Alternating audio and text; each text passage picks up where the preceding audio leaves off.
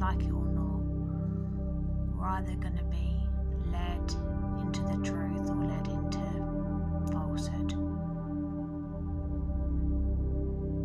We are what we eat, people say, and this is true in terms of spirituality.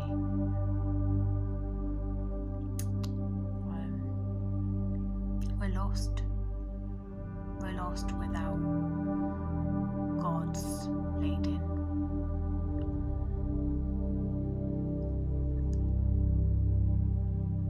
Time's running out.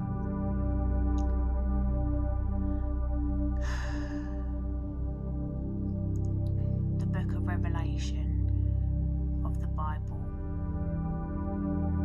is where we're at now. Prophecy is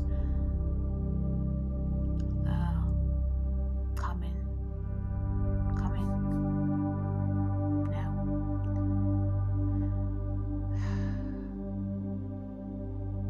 Will soon be Judgment Day, guys. I don't want you, if you're a human being listening to the sound of my voice, I don't want you to